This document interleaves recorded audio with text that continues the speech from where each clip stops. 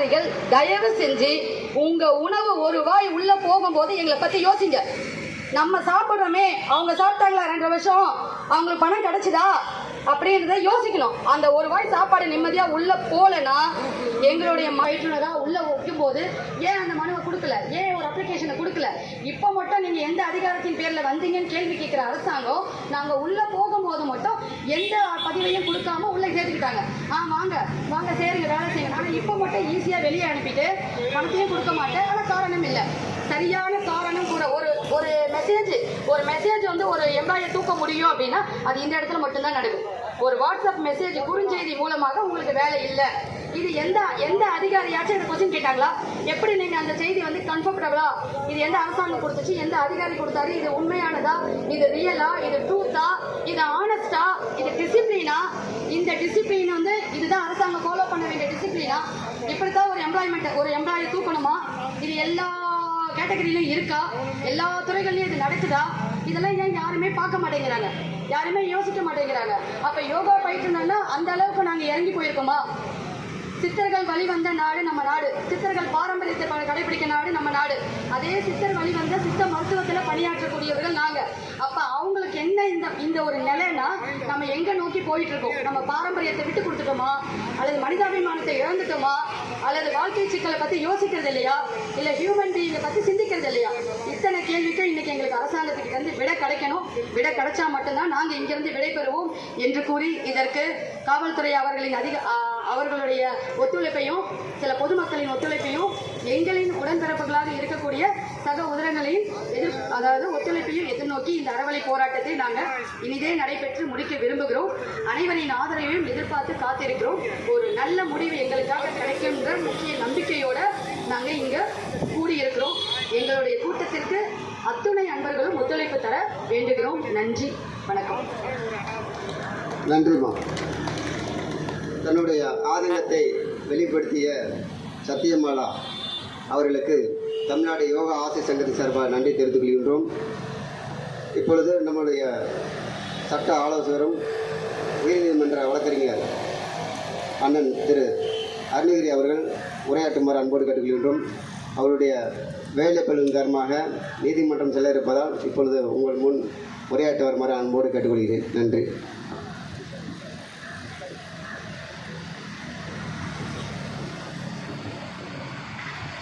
இந்த ஆர்ப்பாட்டத்தினுடைய கதாநாயகன் எனது அருமை தம்பி காசி அவர்களே, தற்பொழுது உணர்ச்சிகரமாக பேசி நம் மனதை எல்லாம் தொட்ட சத்தியமாலா அவர்களே, குடி உயர கோன் உயரும் என்ற மூதுரை ஒன்று இருக்கிறது.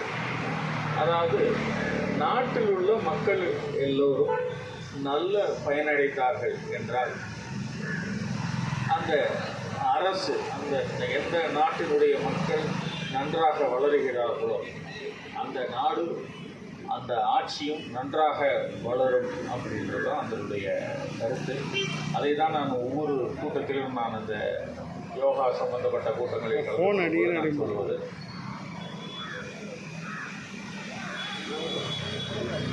இந்த யோகா சம்பந்தப்பட்ட கூட்டங்களில் கலந்து கொள்ளும்போது நான் சொல்வது என்னவென்றால், பல்வேறு அயல் நாடுகளிலெல்லாம் அவர்களுடைய மக்களுடைய ஆரோக்கியம் நன்றாக இருக்க வேண்டும், அவர்களுடைய கல்வித்தரம் நன்றாக இருக்க வேண்டும், அவர்களுடைய வாழ்க்கை தரம் நன்றாக இருக்க வேண்டும் அப்படின்றதற்காக பல்வேறு திட்டங்களை அவர்கள் நடைமுறைப்படுத்தி வருகிறார்கள்.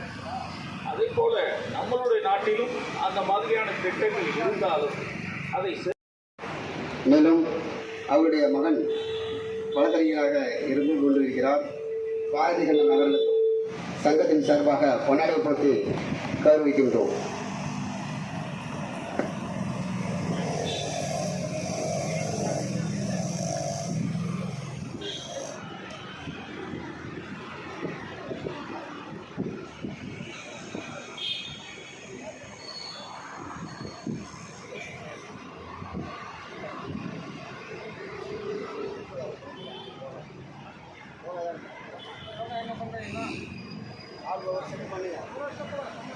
ஆள்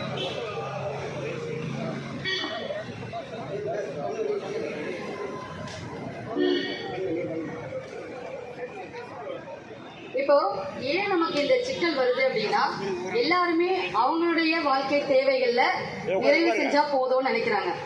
அப்ப அவங்கவுங்களுக்கு தேவை நிறைவடைஞ்சவன நம்மளுடைய சிக்கல்கள் எதுவும் இல்லைன்னா பரவாயில்ல அப்படின்னு நினைக்கிறாங்க. இப்போ இந்த மாதிரி இப்போ இது எப்படின்னா, வித்த காமிச்சு எங்களுக்கு வேணும்னு கேட்குற மாதிரி நம்ம நிலைமை உருவாக்கிட்ட மாதிரி இருக்கு. நமக்குன்னு ஒரு உழைப்பு, நமக்குன்னு ஒரு தேவை இருக்கு அப்படின்றத நம்மளுடைய அரசாங்கம் பார்க்கணும்.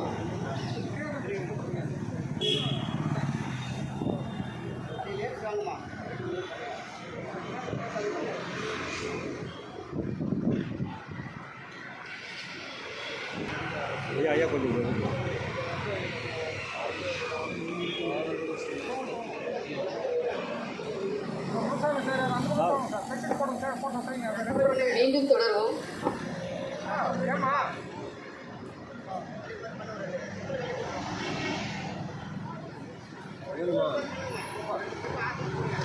யார் யாருக்கும் ஒவ்வொருத்தரும் ஒவ்வொரு ஆசனம் பண்ணிங்கன்னா பிக்சர் நல்லா இருக்கும். சும்மா உட்காந்துருக்கிறது யோகா டீச்சர்ஸும் காமிக்கிறது ஒவ்வொருத்தரும் ஒரு ஆசனத்தில் உட்காந்தீங்கன்னா நல்லா பண்ணலாம்.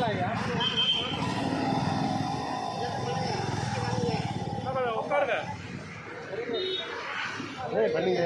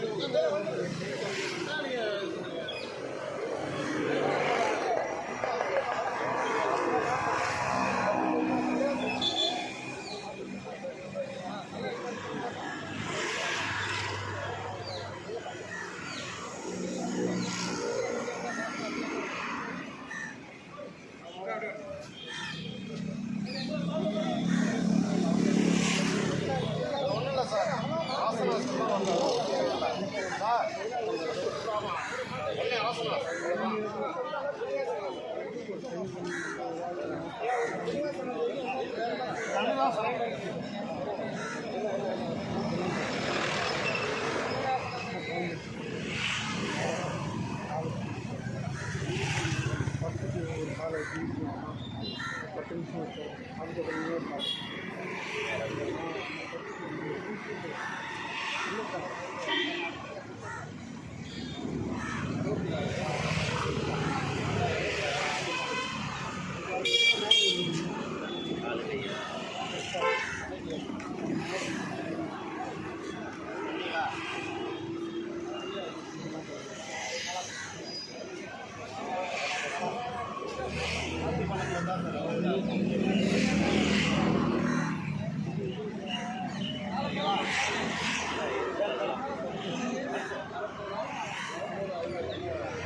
காசு வந்துச்சு.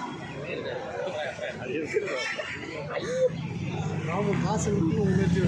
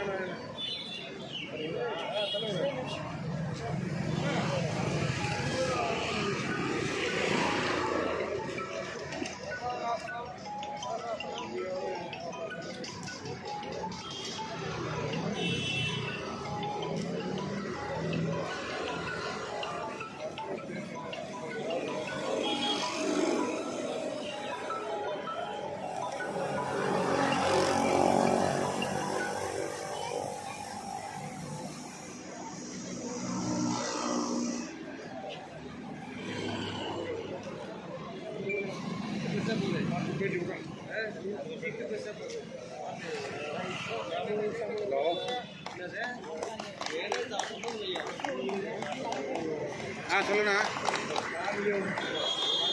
ஒரு 10 நிமிஷம் வந்துடும்.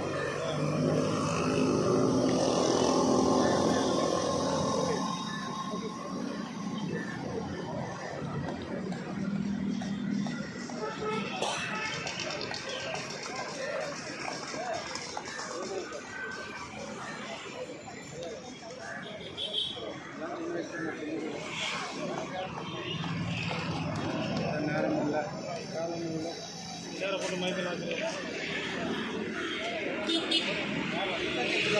வேற அப்படியே பேசுகிறேன்.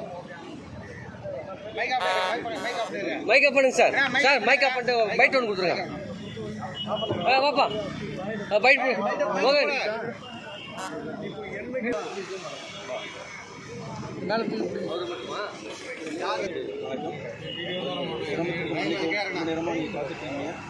எங்களது கோரிக்கையை வலியுறுத்தி பல்வேறு அரசியல் கட்சிகளின் தலைவர்களை சந்தித்து வந்ததன் காரணமாக தமிழகம் முழுக்க இருக்கக்கூடிய யோகாவில் படித்த பட்டதாரி ஆசிரியர் பெருமக்களுக்கு அரசு வேலை வழங்கக் கோரியும் ஏற்கனவே மத்திய அரசு விடுவித்திருந்த ஊதியத்தை வழங்கக் கோரியும் இந்த கவனஈர்ப்பு ஆர்ப்பாட்டம் சென்னை தலைமை செயலகத்துக்கு அருகில் நடந்து கொண்டிருக்கிறது. எங்களுடைய கோரிக்கையை முதலமைச்சர், துணை முதலமைச்சர், சுகாதாரத்துறை அமைச்சர் போன்ற பல்வேறு பொறுப்புகளில் இருப்பவர்களுக்கும் தெரிவித்தும் பாராமுகமாக இருக்கிறார்கள். அதற்கான காரணம் தெரியவில்லை. யோகா கலை என்பது உடலையும் மனதையும் ஆரோக்கியமாக வைத்துக் கொள்வதற்காக உருவாக்கப்பட்ட ஒரு கலை. இந்த கலையை கற்றுக் கொடுத்து நாங்கள் இன்னைக்கு கவலையோடு இருக்கிறோம். நாங்கள் கற்றுக் கொடுக்கக்கூடிய கலைங்கிறது ஒரு உடலையும் மனதையும் ஆரோக்கியமாக வச்சுக்கிறதுக்காக உருவாக்கப்பட்டது. ஆனால் அந்த யோகா கலையை படித்த ஆசிரியர்கள் அரசு வேலை கிடைக்காமலும் ஒப்பந்த ஊதியத்தில் நியமிக்கப்பட்ட அரசு ஊழியர்களுக்கு அரசு இந்த ஊதியத்தை விடுவிக்காமலும் இருப்பதால் மிகவும் மன உளைச்சலுக்கு ஆளாகின்றோம். மற்றவருடைய உடல்நலையும் ஆரோக்கியத்தையும் பாதுகாக்கக்கூடிய யோகா ஆசிரியர்கள் இன்றைக்கி மன வருத்தத்தோடு இருக்கிறதால் வருத்தக்கூடிய செய்தி. இதை அரசு முழுவதும் கவனத்தில் கொண்டு கிட்டத்தட்ட 1.5 லட்சம் ஆசிரியர்கள் இந்த யோக கலையை பயிற்றுவிட்டு அரசு வேலைக்காக காத்திருக்கிறார்கள். தமிழகத்தில் மட்டுமே பட்டப்படிப்பு படித்த ஆசிரியருடைய எண்ணிக்கை மொத்தம் 1.5 லட்சம் இருக்கிறது. கிட்டத்தட்ட 4 லட்சம் ஓட்டுகள் இவர்களுக்கு இருக்கிறது. 1 லட்சம் குடும்பங்கள் இருக்கிறது, 4 லட்சம் ஓட்டுகள் இருக்கிறது. ஸோ இதையாவது மனதிலே கொண்டு இருக்கின்ற அரசாங்கமோ அல்லது வர இருக்கிற அரசாங்கங்களோ எங்களது கோரிக்கையை நிறைவேற்றும் பட்சத்தில் அவர்களுக்கு ஆதரவளிப்பதற்காக நாங்கள் உறுதிப்படுத்திருக்கிறோம். அதாவது கேள்வி 5 ஆண்டு ஆட்சியை முடிய போகுது அவங்களுக்கு. இப்போ புதுசாக நீங்கள் இப்போ கோரிக்கையெல்லாம் பழசு தான். இப்போ இதுக்கு மேலே அவங்க எந்த அளவுக்கு பண்ணுவாங்க நம்பிக்கை இருக்குது? கடைசியாகவும் ஒரு கோரிக்கை வச்சுருக்கிறோம். நிறைவேற்றினா அவங்களுக்கு நல்லது, நிறைவேற்றலைன்னா அதுக்கு அதுக்கப்புறம் நாங்கள் வேற ஒரு முடிவுகள் எடுக்க வேண்டியது. சம்பளம் கொடுத்தா என்ன காரணம் நீங்கள் நினைக்கிறீங்க? என்ன காரணம்னு அரசாங்கத்தை நாங்கள் கேட்குறோம். ஏன்னா இவங்க கொடுக்கல சம்பளத்தை மத்திய அரசு விடுவிச்சிருக்கு. இந்த யோகா கலைக்கான ஆசிரியர்களை நியமனம் பண்ணது மட்டும் தான் மாநில அரசோட கடமை. அதற்கு ஊதியம் கொடுக்க வேண்டியது மத்திய அரசோட கடமை. மத்திய அரசு நிதியை விடுவிச்சிருக்கு. அதுக்கான ஆதாரங்களாக நாங்கள் அரசாங்கத்தை சமர்ப்பிச்சிருக்கோம். இன்னொன்று தேதிகளில் நம்ம தமிழக அரசுக்கு வந்து யோகா ஆசிரியருக்கு சம்பளம் கொடுத்து இப்போ ஒரு நிதி விடுவிச்சிருக்கிறாங்க. ஏன் அதை கொடுக்காம இருக்குன்னு கேட்குறோம். ஆனால் முறையான பதில் வந்து அரசு அதிகாரிகள்கிட்டருந்து இல்லை அது அமைச்சர்கள்ட்டருந்து எங்களுக்கு கிடைக்கும். யோகா ஆசிரியர் மக்களுக்கு எவ்வளோ பேர் இருக்குது? 1 லட்சம் பேர் இருக்கும் தமிழகம் முழுவதும். இந்த படிப்பை முடிச்சுட்டு பட்டப்படிப்பு முடித்த யோகா ஆசிரியரோட எண்ணிக்கைங்கிறது 1 லட்சம் தமிழ்நாட்டில் மட்டும். இதுக்கு மூல காரணமாக இந்த உங்களுக்கு தடையாக நிற்கிற மூல காரணமாக அதிகாரிகள் யாராக இருக்குது? எங்களுக்கு அது தெரிஞ்சால் சொல்லிடுவோங்க உங்கள்கிட்ட. நாங்கள் அரசாங்கத்தை கோரிக்கை தான் வைக்கிறோம். நாங்கள் ஒன்றும் எச்சரிக்கை கூட சொல்லலை. நாங்கள் கோரிக்கையாக தான் வைக்கிறோம். கனிவுடன் பார்க்கணும். ஏன்னா எவ்வளோ நல்ல காரியங்கள் இந்த அரசாங்கம் செஞ்சிட்ருக்கு. ஸோ இந்த யோகா ஆசிரியருடைய நலன்லையும் இந்த அரசு அக்கறை செலுத்துதுன்னா நாங்கள் ரொம்ப சந்தோஷம். ஓகே பேர் சொல்லுங்கள் சார். சுந்தரவேலுடைய பேர். நான் மாநில தலைவராக இருக்கேன். இந்த யோகா ஆசிரியர் சங்கத்தில் மாநில தலைவர். ரைட்.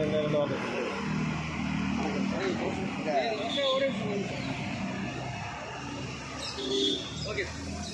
அறவழி ஆர்ப்பாட்டம் எதற்கு நடைபெறுகிறது என்றால், கடந்த 3 வருடங்களாக அரசு ஆரம்ப சுகாதாரத்தில் வந்து வேலை பார்த்துக்கிட்டு இருக்கோம். எங்களுக்கு 2 வருடமாக வந்து சம்பளம் கொடுக்கவே இல்லை.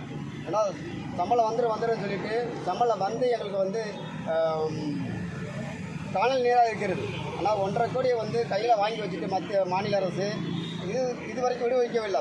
ஏன்னா இப்போவே வந்து மாநில அரசு வந்து 250 பேர் வந்து யோகா ஆசிரியர்களை வந்து நியமிச்சிருக்குன்னு சொல்லிட்டு ஏற்கனவே வந்து ஜீவோ இருக்குது. ஜீவோ கொடுத்துருக்காங்க, அவங்களே கொடுத்துருக்காங்க. ஆனால் வருகின்ற பணத்தையே கொடுத்து தமிழ்படுத்துகிறாங்க என்று தெரியவில்லை. ஏனென்றால் எங்களுடைய தமிழ்நாட்டில் உள்ள யோகா ஆசிரியர்கள் வந்து ஒன்று சேர்ந்து இந்த மறைமுகமாக பணத்தை பதிக்கக்கூடிய அதிகாரிகளை வந்து முதலமைச்சர் தலையிட்டு துணை முதலமைச்சர் தலையிட்டு எதற்காக வந்து யோகா பயிற்சியாளர்களுக்கு வந்து சம்பளம் கொடுக்காமல் இருக்கீங்கன்னு சொல்லிட்டு தக்க நடவடிக்கை எடுக்க வேண்டும் அதிகாரிகள் மீது. ஏனென்றால் பல மாநிலங்களில் வந்து இந்த ஒரு ஆர்ப்பாட்டமோ யோகா ஆசிரியர்களுக்கு வந்து பண நிலுவைத் தொகை எதுவுமே நிப்பாட்டப்படவில்லை. ஆனால் தமிழகத்தில் வந்து மாற்றுமுகமாக யோகா பயிற்சியாளருக்கு வந்து அரசு அதிகாரிகள் வந்து பயன்படுத்துகிறார்கள். ஏனென்று தெரியவில்லை. அரசுக்கு அவமானத்தை ஏற்படுத்துவதற்காகவா இல்லை வந்து அரசுக்கு எதிராக மக்களை தூண்டி விடுவதாகலா என்று அதிகாரிகள் நினைக்கிறார்கள் என தெரியல. உடனடியாக தமிழக முதல்வர் தலையிட்டு இந்த 1 கோடியே 56 லட்சத்தை உடனடியாக நிறைவேற்ற வேண்டும். 250 யோகா ஆசிரியர்கள் வந்து உடனடியாக பணி நிரந்தரம் செய்ய வேண்டும் என்று எங்களுடைய யோகா ஆசிரியர்கள் சார்பாக இந்த கோரிக்கை வைக்கின்றோம். Okay sir. தமிழ்நாடு மாநில பொதுச் செயலாளர் வே. காசிநாததுரை. நன்றி. அப்படியே கோஷம் போடுங்க. அப்படியே போட்டுருங்க. அப்படியே ஊதியத்தை வழங்கிடு, வழங்கிடு, ஊதியத்தை வழங்கிடு, பணி நிரந்தரம் செய், யோகா ஆசிரியர்களை பணி நிரந்தரம் செய், வழங்கிடு, ஊதியத்தை வழங்கிடு, ஏமாற்றாதே, யோகா பயிற்சி நியமனத்தை ஏமாற்றாதே, யோகா பயிற்சி பணத்தை வச்சிருந்து ஏமாற்றாதே, வழங்கிடு, ஊதியத்தை வழங்கிடு, தமிழக அரசு யோகா பயிற்சியாளர்களுக்கு